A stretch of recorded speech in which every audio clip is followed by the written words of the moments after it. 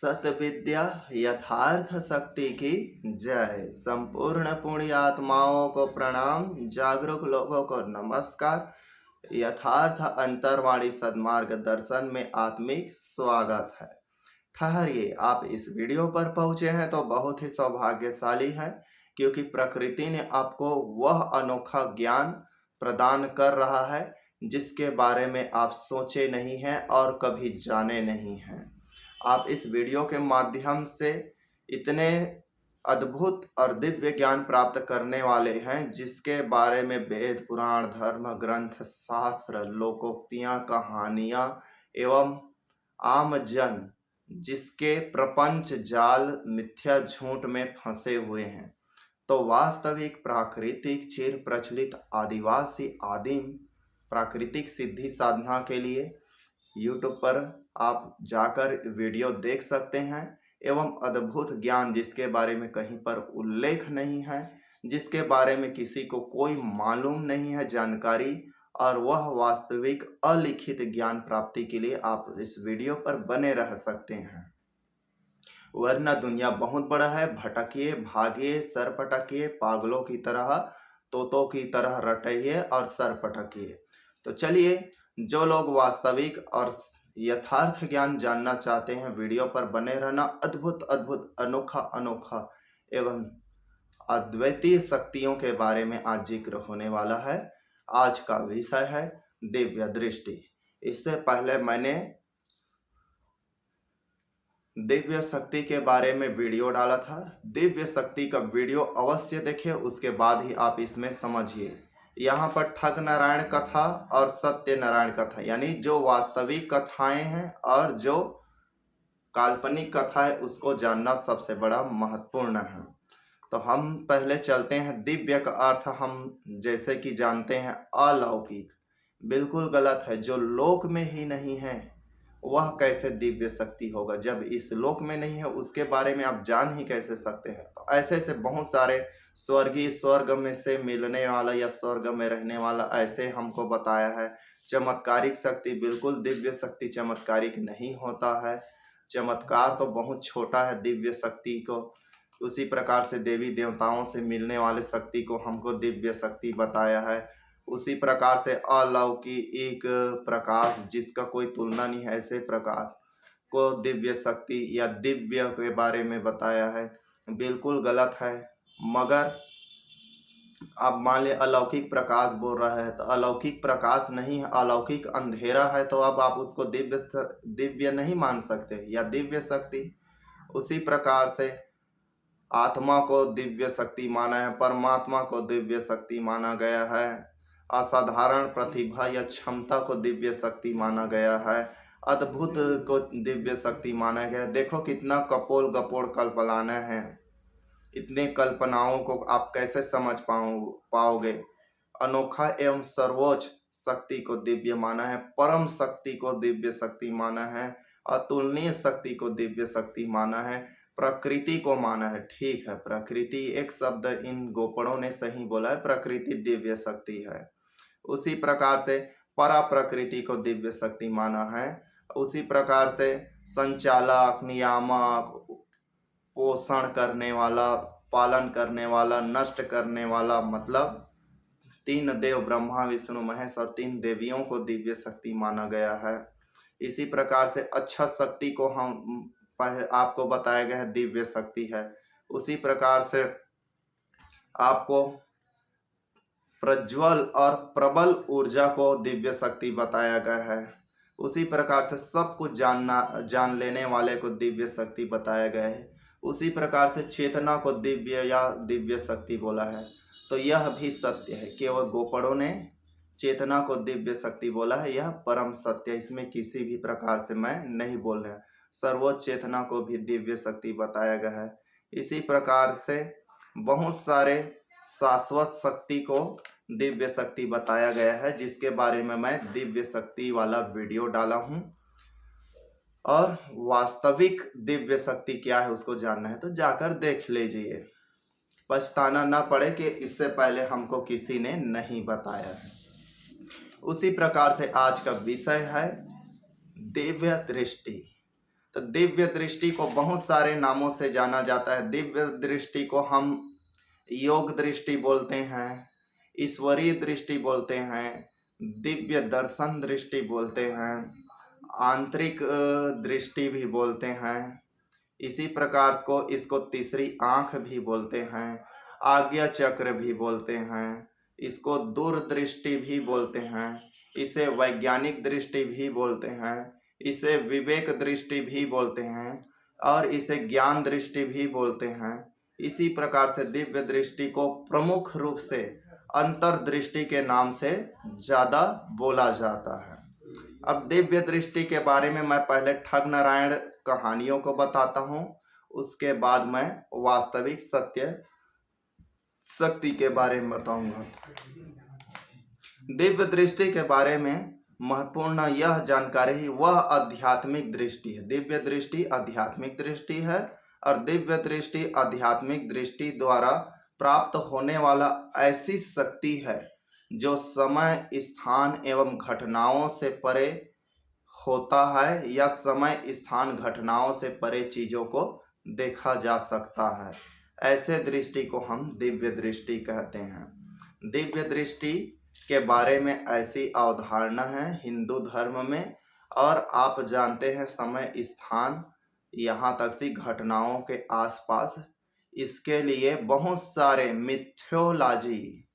Mythological कहानियां हैं। जैसे कि श्री कृष्ण ने भगवान ने अर्जुन को युद्ध के समय में गीता के 10वें अध्याय तक से अर्जुन को समझाया, लेकिन वह ईश्वर के दर्शन करने के लिए 11वें अध्याय में भगवान श्री कृष्ण ने उनको दिव्य दृष्टि प्रदान किया। बोलता है, हे अर्जुन, मेरे स्वरूपों को आप देख नहीं सकते, इसके लिए आपको दिव्य दृष्टि की आवश्यकता है। तब श्री कृष्ण ने उनको दिव्य दृष्टि दिया, तब अर्जुन ने परमात्मा का साक्षात्कार किया। यह गपोड़ कथाएं हैं, यह वास्तविक नहीं है। कृष्ण का कथा ही काल्पनिक है और गीता में जितने भी ज्ञानवर्धक ज्ञान हैं वह महात्मा बुद्ध से लिया गया है, क्योंकि 18 पुराण, 6 वेदांग है, 4 वेद है, 108 उपनिषद है। ये सारे मिथ्य है। राजा महाराजा लोग जो यहाँ के मूल निवासी ओबीसी पिछड़ा वर्ग है, उनको शोषण करने के लिए कानून बनाया था, उन लोगों के सेवा के लिए इस्तेमाल किया जाता था। आज इन कहानियों में देवी देवताओं समय के अनुसार शोषण करने के लिए कहानियां बदल दिया गया है। आप जितने भी पुराण देखना, राजा महाराजाओं के करतूत और उनके द्वारा किस प्रकार से जनता को दबाया कुचला और उनके क्या क्या शक्ति हैं, इसके बारे में रचना मिलेगा। तो दिव्य दृष्टि के बारे में पुराणों में आप भूल ही जाइए। दिव्य दृष्टि और दिव्य ज्ञान कुत्ते के मूत्र पीने से मिल सकता है, लेकिन वेद पुराण के वचनों को सुनने से नहीं हो सकता। इसको सुनने वाला दोगला, भड़वा, कायर, डरपोक और नीच बन जाता है व्यक्ति। शुद्ध आत्मा नहीं बनता, दुष्ट आत्मा बन जाता है। इसलिए मुझे आवश्यकता पड़ा कि आप जैसे लोगों को अध्यात्म की आवश्यकता है, तो आप इन्हीं ठग कहानियों को पकड़ेंगे, तो इस काल्पनिक कहानियों से हट जाइए। तो दिव्य दृष्टि के बारे में साधारण आम धारणाएं पहले जान लेते हैं। साधारण आम धारणाएं, किसी को दिव्य शक्ति सबसे पहले ईश्वर द्वारा दिया जाता है। मतलब दिव्य दृष्टि ईश्वरीय शक्ति से मिलता है, ईश्वर की कृपा से मिलता है। और साधारण धारणाएं है कि मंत्र जाप करने से दिव्य दृष्टि मिलता है। और धारणाएं क्या है? पतंजलि के अनुसार अनुलोम विलोम प्राणायाम अपने जीवनी शक्ति को अपने ध्यान और योग के माध्यम से अपनी गुप्त कुंडलिनी शक्तियों को जागृत करने से दिव्य दृष्टि खुलता है। और अलग अलग तरीके से बताया गया है। साधना से दिव्य दृष्टि खुलता है, ईश्वर की उपासना से दिव्य दृष्टि खुलता है, सेवा करने से दिव्य दृष्टि खुलता है, योग ध्यान से दिव्य दृष्टि खुलता है, बहुत लंबे चौड़े सिद्धि साधना तपस्या करने से आपका दिव्य दृष्टि मिलता है, ईश्वर की पूजा पाठ करने से दिव्य दृष्टि मिलता है। ऐसे ऐसे आप जानते हैं। और दिव्य दृष्टि के बारे में सबसे प्रमुख तथ्य यह है कि ईश्वर किसी देवी देवता का पूजा पाठ उपासना करने से ईश्वर खुश होता है और आपको दिव्य दृष्टि देता है। क्या ऐसा संभव है? तो ऐसा संभव नहीं है। ईश्वर कौन है इसको जानना आपको महत्वपूर्ण है। ईश्वर आपके द्वारा बनाया हुआ काल्पनिक ईश्वर आपका दिव्य दृष्टि नहीं खोल सकता। जिसने इस संपूर्ण ब्रह्मांड को चेतना को बनाया है उसकी कृपा से आपको मिल सकता है, लेकिन आप उसको नहीं पहचानेंगे। इन ठग नारायण देवताओं के चरणों में पड़े रहेंगे, पागलों और मूर्खों की तरह कलाप करते रहिए। वह पुकार उस वास्तविक शक्ति के पास नहीं जाएगा। तो दिव्य दृष्टि के बारे में बहुत ही रोचक 4 भाग बांटा गया है शास्त्रों में। दूरदर्शिता, दूरदर्शिता का मतलब आप आत्मा को भी देख सकते हैं, परमात्मा को भी देख सकते हैं। आपकी दृष्टि इतना दूरगम्य रहेगा जिसकी तुलना नहीं है, जिसे आम जन नहीं जान सकते। इसे दिव्य दृष्टि का दूरदर्शिता दृष्टि बोलते हैं। दूरदर्शी दृष्टि के बारे में बहुत सारे गलत धारणाएं हैं जिसको आपको जानना चाहिए। ऐसा बात नहीं आप आत्मा परमात्मा को नहीं जान सकते। उसी प्रकार से दिव्य दृष्टि आने से काल का ज्ञान, वर्तमान, भूत, भविष्य सारे चीज को आप जान जाएंगे। यह बिल्कुल सत्य है, लेकिन आप परिवर्तन नहीं कर सकते। उसी प्रकार से गुप्त ज्ञान, गुप्त विधि, गुप्त रहस्य चीजों को आप जान जाएंगे, क्योंकि जिस चीजों के बारे में कोई नहीं जानता वह रहस्य रहता है, लेकिन आप उन गुत्थियों को, उन गुप्त चीजों को आपके नजर में दिखाई देता है तो आप जान जाते हैं कि तो आपके लिए रहस्य नाम का कोई चीज ही नहीं रहता। इनको प्राप्ति के उपाय के बारे में बहुत सारे कपोल कल्पनाएं हैं, जिनमें से केवल योग ध्यान होगा। लेकिन योग ध्यान कैसा योग ध्यान? परमात्मा का ध्यान लगाओगे, वही काल्पनिक मिथ्य देवताओं का तो वो क्या करेगा? आप तो भ्रम में फंस जाओगे, फिनोमिना में। जैसे कि मीरा पगली थी, पागल थी, उनको जगह जगह कृष्ण दिखाई दे रही थी।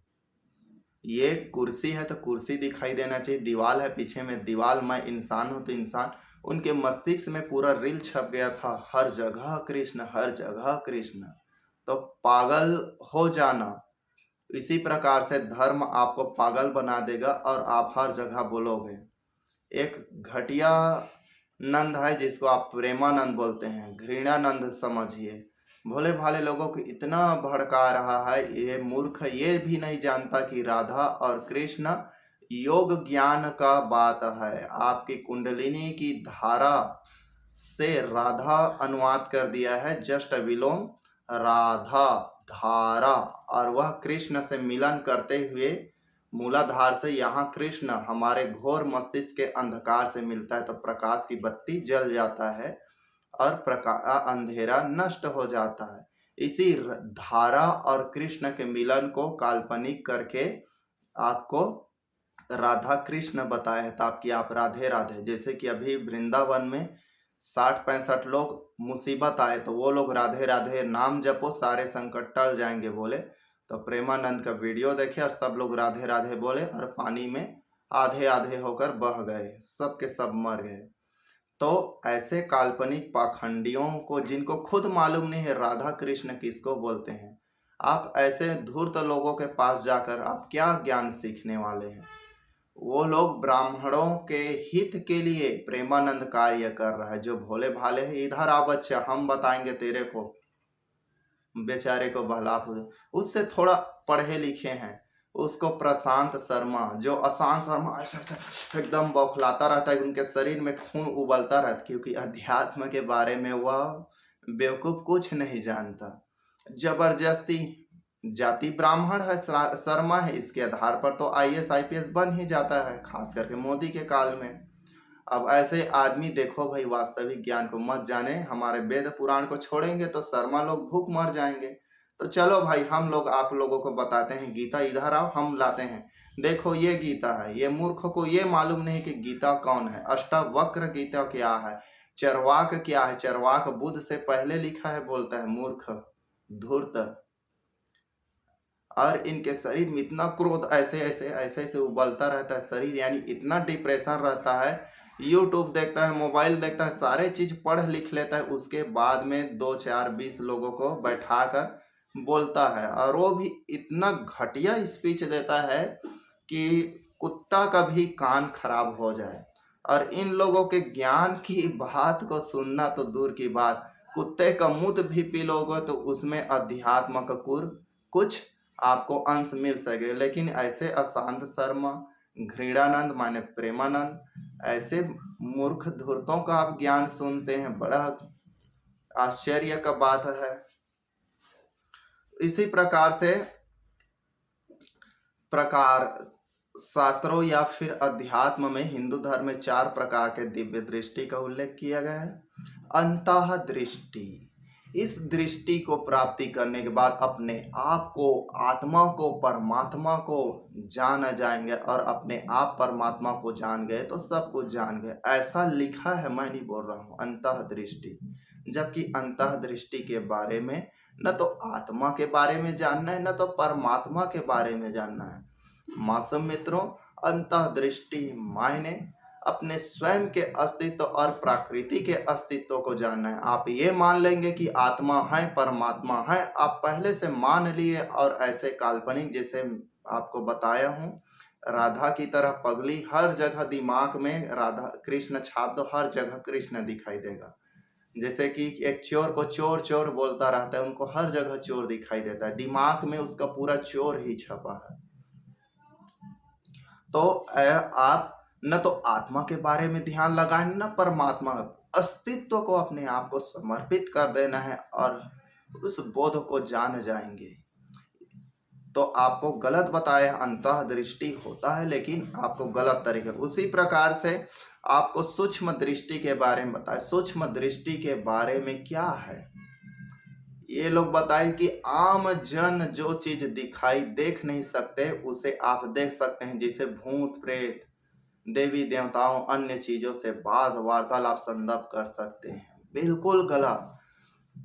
दूरदृष्टि या सूक्ष्म अंतर्दृष्टि, दूसरा सूक्ष्म दृष्टि। सूक्ष्म दृष्टि से आप सूक्ष्म अणु परमाणु चेतना, इस ब्रह्मांड के प्रत्येक चीज के अस्तित्व को जान सकते हैं। जैसे कि पेड़ों में चढ़ने से आपको आभास हो जाएगा इसमें सांप है, बिच्छी है, कुछ अनहोनी है, खतरा है। कहीं जाने से आपको पता चल जाएगा आज मेरे साथ दुर्घटना होने वाला है।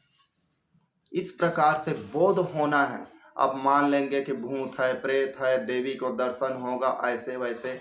पानी में जल देवती माता, अरे उसमें इंसानों जैसा कोई औरत नहीं निकलने वाला है। सूर्य में मनुष्यों के जैसा कोई 4 हाथ 8 हाथ लेकर निकलने वाला नहीं है।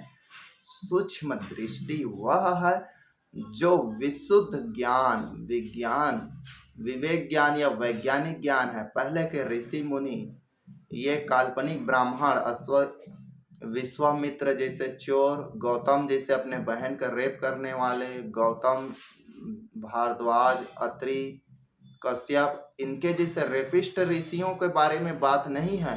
ये ब्राह्मणों के हटाए यहाँ पर 84 लाख ऋषि मुनि थे, ओबीसियों का, जिसका इतिहास इनने मिटा दिया। और आज हम सप्तऋषि बलात्कारियों का पूजा करते हैं, क्योंकि उनके बारे में आप नहीं जानते। आपको भी घृणा होगा। विश्वामित्र, गौतम, कश्यप के बारे में जानेंगे तो ये लोग कितने नीच पापी लोग थे। तो ऋषि के बारे में मैं वीडियो बनाऊंगा, आप सुनोगे तो आपका बुद्धि काम नहीं करेगा। यानी हिंदू धर्म ऐसा धर्म है जिस धर्म में आप ब्लू फिल्म, यानी आपको अश्लील वीडियो देखने का जरूरत नहीं। किसी को कान से संभोग करता है, किसी को पीछे से, किसी को आगे के, किसी का मुंह से, किसी का आंख से। इतना गंदा गंदा कहानी लिखा है, इतना घटिया घटिया निकृष्ट रेपिस्ट लोगों ने कहानी लिखा है। जो उनके विचार में था, यही रेपिस्ट लोगों ने अपने धर्म के बारे में लिखा है। स्पष्ट दिख जाएगा लिखने वाले का मानसिकता किस प्रकार से घटिया सोच है। किसी का पत्नी को पकड़ रहे हैं, किसी के बच्चे को पकड़ रहे हैं, कि अपने बेटी को पकड़ रहे हैं, अपने बेटियों को अपने भाई, चाचा, भतीजा से सुला रहे हैं। आपको बोला जाता है मुसलमान अपने बहन का नहीं होता, लेकिन मैं आपको बता रहा हूँ हिंदू लोग अपने माँ का भी नहीं होता, अपने घर परिवार रिश्तों का भी नहीं होता, अपने बेटी बेटों का भी नहीं होता, किसी का नहीं होता। आप इतिहास की किसी भी कहानी में देख लेना, जितने भी राजा महाराजा हैं उनकी रानियों के बारे में देख लेना, कौन किसका बच्चा क्या है, किसी से कोई लेना देना नहीं। सब एक दूसरे के प्रति सिर्फ योनि पर टिका है हिंदू धर्म। देखना योनि के छाड़े कुछ कहानी, यानी ब्लू फिल्म से भी अति ब्लू फिल्म, सबसे घटिया सेक्स फिल्म है हिंदू शास्त्र को देखना और पढ़ना। आप जाकर देख लेना मेरा बात गलत है या सही। ब्रह्मा विष्णु महेश को आदि शक्ति ने बनाया और उनको ही पति अपना घर वाला बनाने के लिए, सृष्टि संचालन के लिए इनवाइट कर रहा है। ब्रह्मा मना कर दे विष्णु, और फिर शंकर ने मान भी लिया।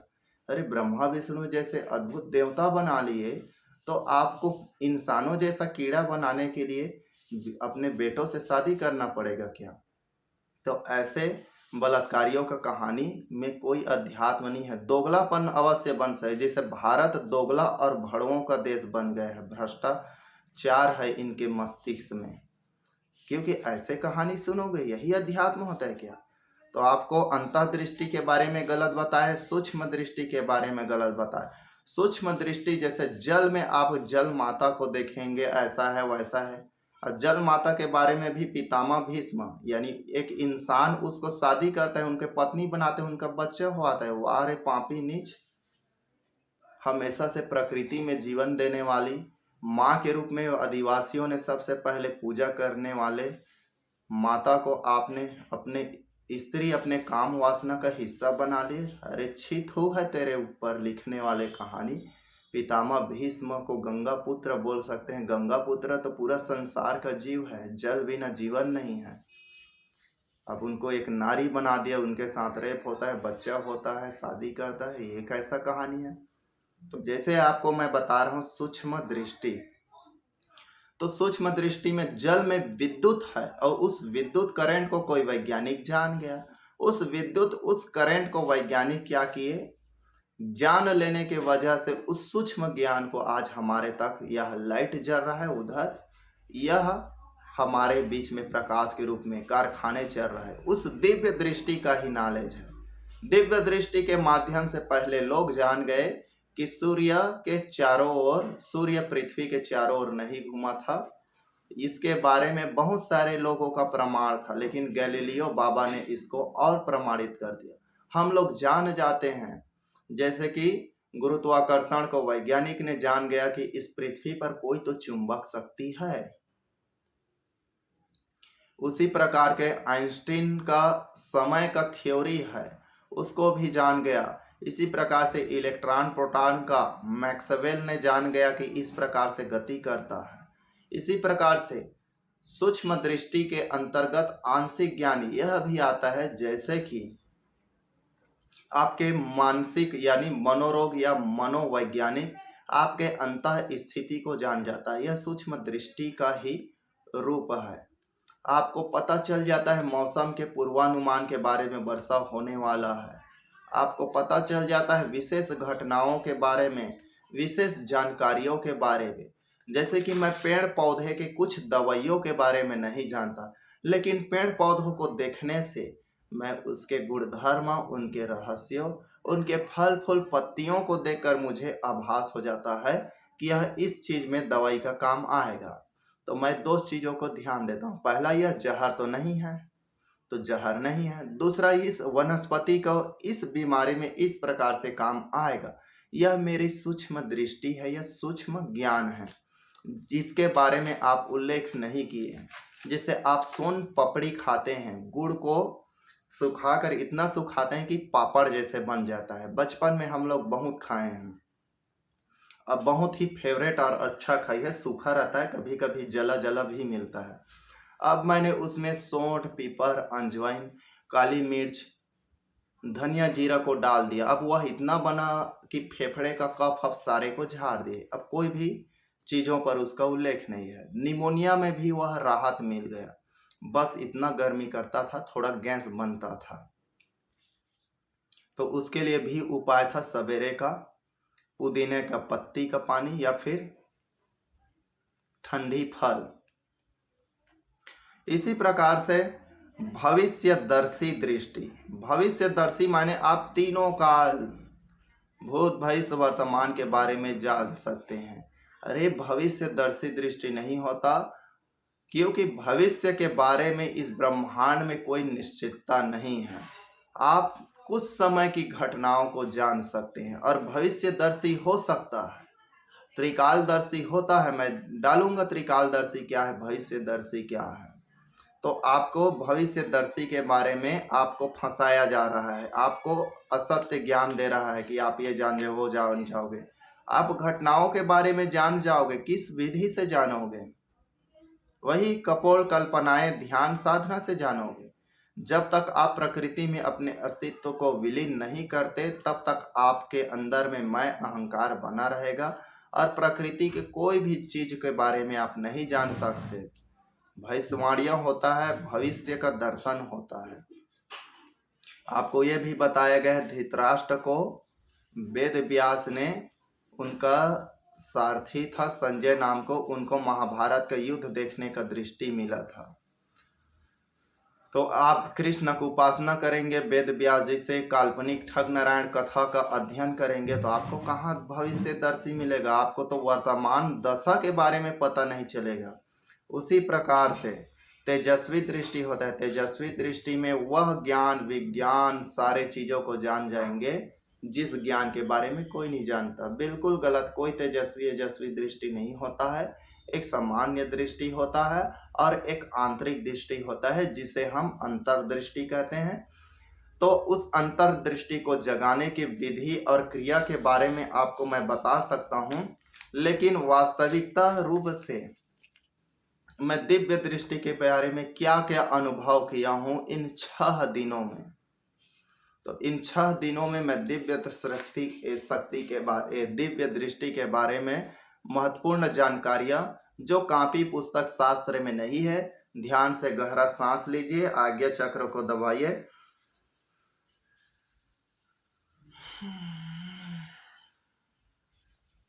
और ध्यान से सुनिए। दिव्य दृष्टि के बारे में मैं देखा हूँ कि शुद्ध देखने की, जो विशुद्ध है, जो शुद्ध है, निष्पक्ष, उसमें कोई भी हेरा फेरी मत करे। जो यथार्थ है, वास्तविक है, शुद्ध साफ साफ देखने की दृष्टि से आप दिव्य दृष्टि हासिल कर सकते हैं। इस प्रकृति के कुदरतों को, नियम को जानना है तो निष्पक्ष होकर। आप बोलेंगे पानी ऐसे धारा बदल लेगा, वो नियम है, वो टूटने वाला दही है। कुछ पल के लिए हवाएं धाराएं बदल सकती है, थोड़ा बहुत रुकावट रुक सकती है, लेकिन वह उस चीज को, रुकावट को तोड़कर आगे बह जाएगा, निकल जाएगा। तो मैं अनुभव किया हूँ, उसको बता। शुद्ध देखने की कला को हम दिव्य दृष्टि बोल सकते हैं। प्रकृति को जानने की शक्ति, इस कुदरत को समझने, इनके गुणधर्म, रहस्य, गुप्त ज्ञान को जान लेने की शक्ति को मैं दिव्य दृष्टि बोलता हूँ। इसी प्रकार से ब्रह्मांडीय नियम एवं प्राकृतिक नियम को आपको समझ रहे हैं, जान रहे हैं, कुदरत के महिमा, उनके नियामक, उनके शक्तियों का आप अवगत हो रहे हैं, तो इस शक्ति को मैं दिव्य दृष्टि बोलता हूँ। इसी प्रकार से शून्य होकर एवं ध्यान एवं योग, शून्य होकर ध्यान एवं योग के माध्यम से आप अनुभव, कुदरत को समझने की कोशिश करते हैं और आपको वह सारे अनुभव और ज्ञान होने लगता है।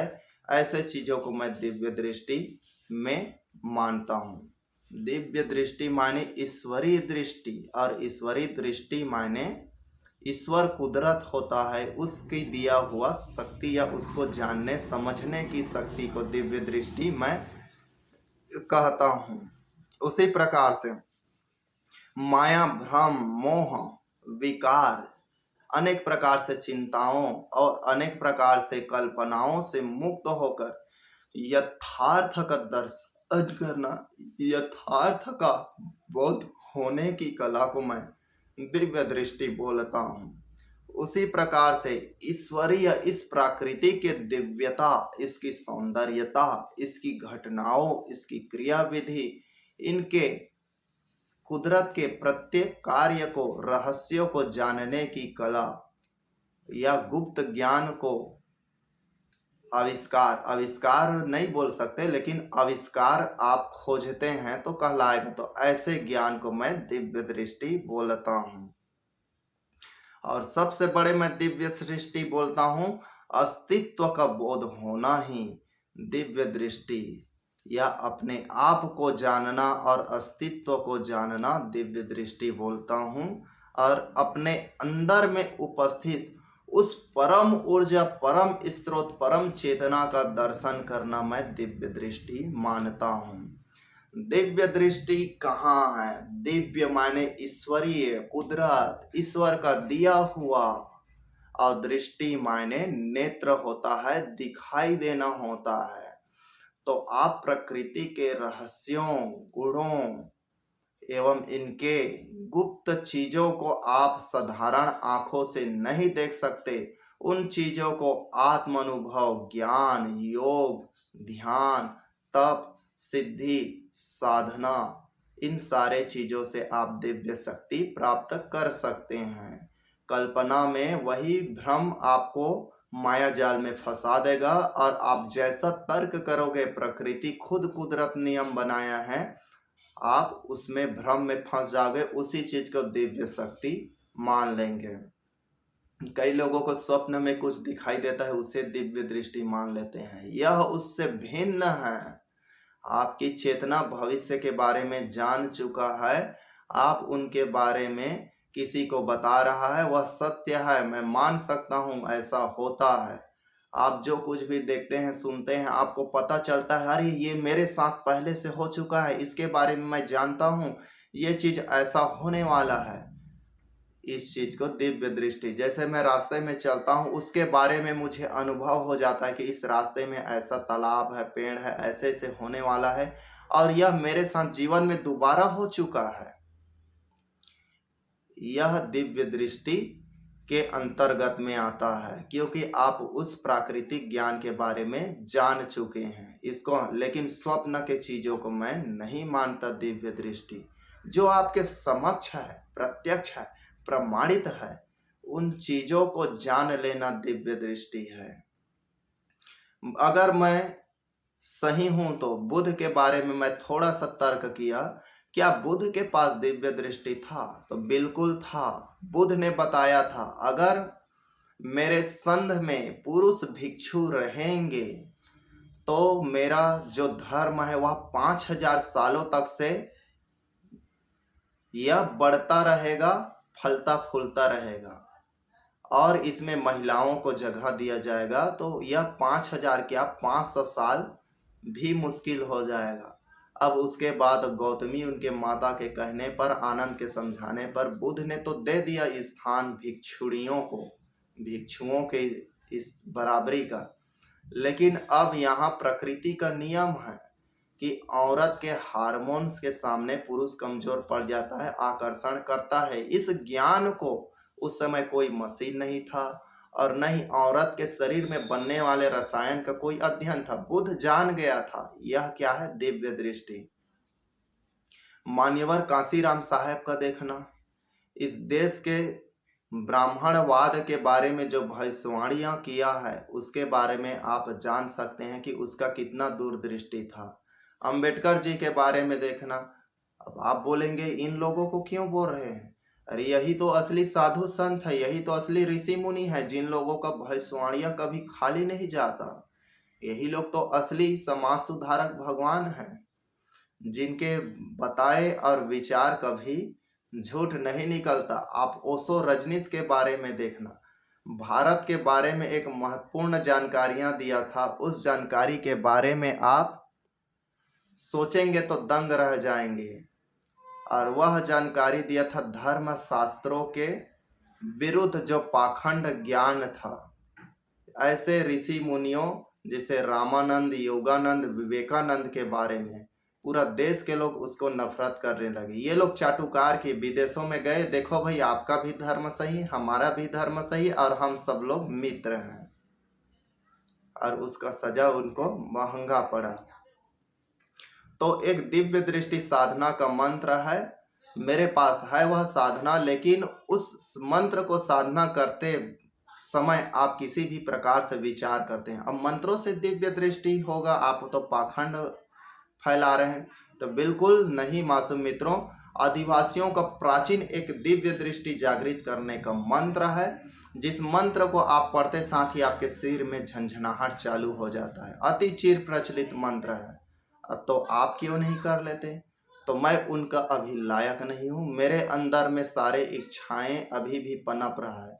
जैसे कि मेरे अंदर में लालच या मोह है। क्या लालच और मोह है? कि जो प्राकृतिक ज्ञान है वह यूट्यूब के माध्यम से आपके बीच पहुंच जाए, 1,00,000 2,00,000 सब्सक्राइबर हो जाए। तो लालच नहीं है, आप ही लोगों के भला के लिए है। मैं लालच बोल दिया था, मेरे वाणी से ऐसा कोई इच्छा ही नहीं है न मन में।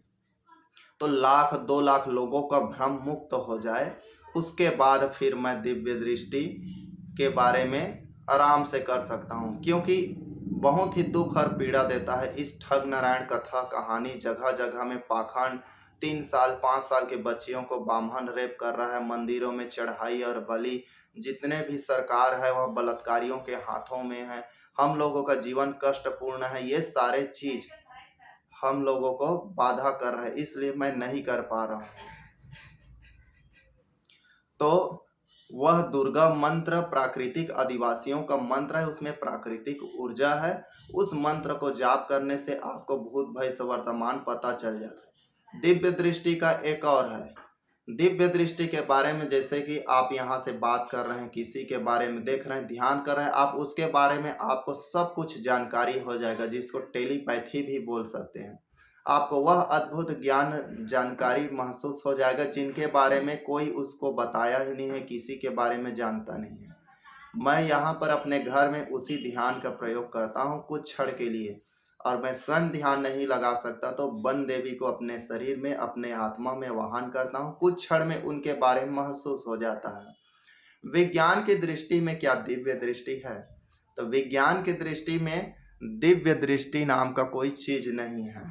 यह मानसिक अवस्था है जिससे इंसान उच्च स्तर पर बहुत सारे चीजों को जान सकता है। वैज्ञानिक दृष्टि से दिव्य दृष्टि नाम का कोई चीज नहीं होता।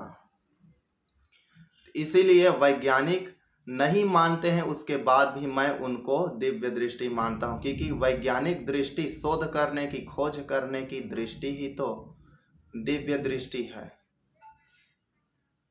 तो कई लोग कर्ण पिशाचनी करते हैं साधना, कई लोग भूत प्रेत मणि मसान साधना करते हैं। अब बाबा चमत्कारी हुआ, दिव्य दृष्टि दिव्य ज्ञान है, तो ऐसा नहीं। पिशाचनी, भूत प्रेत, बैताल शक्तियों द्वारा भी आप किसी के बारे में कुछ भी जान सकते हैं। लेकिन महत्वपूर्ण चीज यह है, आप उसमें परिवर्तन नहीं कर सकते, केवल जान सकते हैं। इसीलिए भविष्य देखना खतरा होता है, क्योंकि आपके जीवन में तक भविष्य में लिखा है आपको यह चीज सफलता नहीं मिलेगा, आप वहीं पर रुक जाएंगे। लेकिन कुदरत का उससे बड़ा नियम है दिव्य दृष्टि से भी। क्या नियम है? कि आप मेहनत करेंगे तो आपके भाग्य में या फिर आपके जीवन में जो चीज उपलब्धि नहीं है उसे भी प्राप्त कर सकते, ब्रह्मांडी नियम को बदल भी सकते हैं। इसीलिए किसी को भविष्य देखना और देखलाना कदापि नहीं चाहिए। आपको अपने कर्म और प्रकृति पर पूर्ण रूप से विश्वास करके कदम आगे बढ़ाना चाहिए। दिव्य दृष्टि के बारे में आपको यह बताया गया है कि दिव्य दृष्टि के माध्यम से संसार के आप सारे चीजों को जान सकते हैं, देख सकते हैं, सुन सकते हैं। ईश्वर, आत्मा, परमात्मा, भूत प्रेत, यानी ऐसे ऐसे चीजों को देख सकते हैं जिन चीजों के बारे में लोग कल्पना नहीं कर सकते। तो बिल्कुल यह आंशिक सत्य है, पूर्ण रूप से नहीं है। आप वह चीज जान सकते हैं जिसके बारे में साधारण आंखें नहीं देख सकता। अब दिव्य दृष्टि और आज्ञा चक्र में क्या अंतर है? तो हमारे 2 आंखें हैं बाह्य जगत को देखने का, एक तीसरा आंख है आंतरिक जगत को देखने का, और वह है ज्ञान की दृष्टि। जैसा कि बुद्ध ने बोला है, ज्ञान की सिद्धि से आप अज्ञानता से पार होकर सत्य को प्राप्त कर सकते हैं। जैसे कि यह चीज मैं खुद अनुभव किया हूँ। आप में ज्ञान शक्ति सबसे उत्तम है, बुद्ध भी बोलता है। उसी को गीता में कृष्ण बोलता है अर्जुन को, कि इंसान ज्ञान शक्ति के माध्यम से भी इस दुनिया के भ्रम जाल ज्ञान से, अज्ञानता से निकलकर इंसान दिव्य दृष्टि या दिव्य परमात्मा के स्वरूप को जान सकता है। जबकि बुद्ध ने बोला है कि ज्ञान शक्ति या ज्ञान योग सबसे बड़ा कर्म है, जबकि इसी को गीता में भी बोलता है। तो ज्ञान योग सभी योग में सबसे बड़ा योग है, जिसके ज्ञान के माध्यम से लोग निकल कर उस परम को प्राप्त कर सकता है। मैं मानता हूं यह ब्रह्मांड, पूरा अस्तित्व, यह पूरे कण कण संपूर्ण जगत और ब्रह्मांड चेतना से बना है, यह अटल सत्य है। और इस चेतना के ज्ञान एक प्रकार से सॉफ्टवेयर है। इस सॉफ्टवेयर की क्रिया विधि को, इस ब्रह्मांड को चलाने वाले नियामक शक्ति ऊर्जाओं को आप देखने की शक्ति प्राप्त कर लिए हैं, उसी को दिव्य दृष्टि मानता हूँ। यहाँ पर गिलास में पानी रखे, वह अंतरिक्ष में चला जाएगा और अभी बादल आदल गरज रहा है, तो ऐसे स्थिति में वह सूक्ष्म बूंद बनकर जमीन में, अंडरग्राउंड, कुआं, नदी, तालाब, समुद्रों में मिल जाएगा। वहां से ज्वार भाटा द्वारा चांद में चला जाएगा या भाप बनकर पूरे जगह वितरण हो जाएगा। अब इन सारे चीजों को देख लेना दिव्य दृष्टि है। तो वैज्ञानिक इसे अध्ययन करते हैं, उसके बाद मानते हैं और इसके लिए मशीनों का साधन करते हैं। जितने भी मशीन उपकरण, जितने भी खोज हुआ है, जितने भी आविष्कार हुआ है, यह सब दिव्य दृष्टि ही तो है। दिव्य मायने दैवी, प्राकृतिक होता है। प्राकृतिक शक्ति को जागृत करना ही दिव्य शक्ति है। आप लोग काल्पनिक पत्थर ढेला, जो इतने भी पुस्तक साथ रहे, फोटो है, इन सारे चीजों को पूजा अध्ययन करने से आपके दिव्य दृष्टि कदापि नहीं जागने वाला। दिव्य अर्थ होता है दैवी। दैवी मायने संस्कृत है, हिंदी में होता है देने वाली। और देने वाली प्रकृति के शक्तियों को, कुदरतों को जानना, इनके नियमों, इनके गुप्त, इनके गुणधर्म, इनके रहस्यों, इनके गुप्त ज्ञान को समझने की क्षमता, दैवी शक्ति यानी प्राकृतिक शक्तियों को जानने की दृष्टि, देखने की शक्ति को हम दिव्य दृष्टि बोलते हैं।